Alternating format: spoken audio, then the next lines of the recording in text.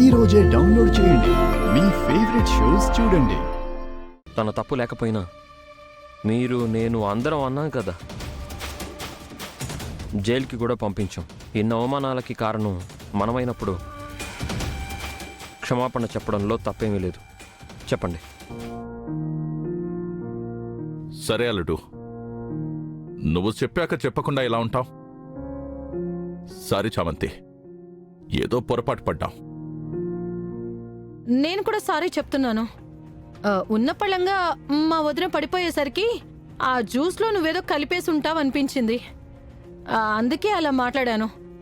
ఏమనుకోబాకలే అమ్మా.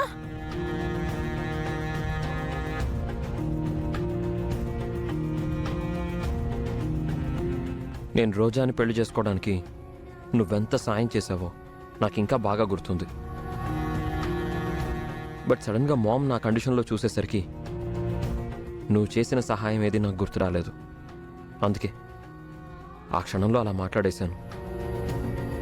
పోలీసుల్ని పిలవమని చెప్పాను. నువ్వు సెల్లో ఉండడానికి కారణం నేనే. ఐఎమ్ రియల్లీ సారీ చామంతి. ఇంకోసారి మా తరపున ఇలాంటి పొరపాటు జరగకుండా ఉండడానికి చూసుకుంటాం.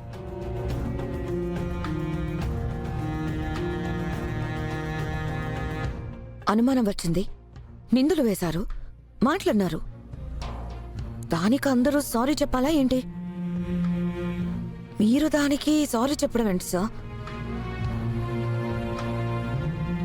చెప్పాలమ్మా, అది ధర్మం. అందరి ముందు ఆ అమ్మాయిని అన్ని మాట్లాడినారే. నాకే పాపం తెలీదు, నేనేం కలపలేదని.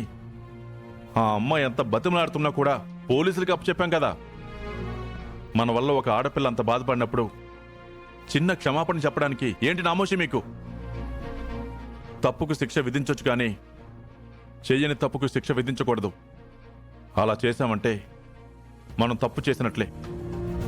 తన తప్పు లేదని అర్థమైనప్పుడు మనం తప్పు చేసినట్టే కదా. అందుకే క్షమాపణ చెప్పి తీరాలి. పాపం చామ్ చాలా బాధపడింది. చివరికి నేను కూడా తనను అనుమానించాను. సారీ చామ్. అయ్యో బాబు, ఏంటి బాబు మీరందరూ? ఏదో పొరపాటు జరిగింది. నన్ను అనుమానించే పరిస్థితులు అక్కడున్నాయి. దానికి మీరంతా ఏం చేస్తారు? కాకపోతే నాకు అన్నం పెట్టే అమ్మగారి ప్రాణాలు తీయాలని చూశాను అన్నారే, అది తట్టుకోలేకపోతున్నాను. అంతేకాని మీరు తిట్టినందుకు నేనేం బాధపడలేదు. అది మీ ప్రేమ.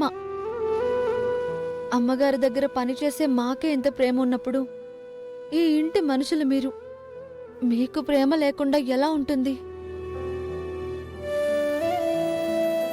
అమ్మ చామంతి, నువ్వు వీళ్ళని అర్థం చేసుకున్నంతలో సగం కూడా వీళ్ళని అర్థం చేసుకోలేకపోయారు కదమ్మా.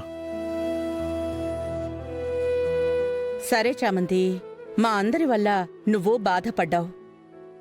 ఇంకోసారి ఇలా జరగకుండా చూద్దాం. జరిగిందేది మనసులో పెట్టుకోకు, వెళ్ళు. లోపలికి తీసుకెళ్ళి చంద్రిక.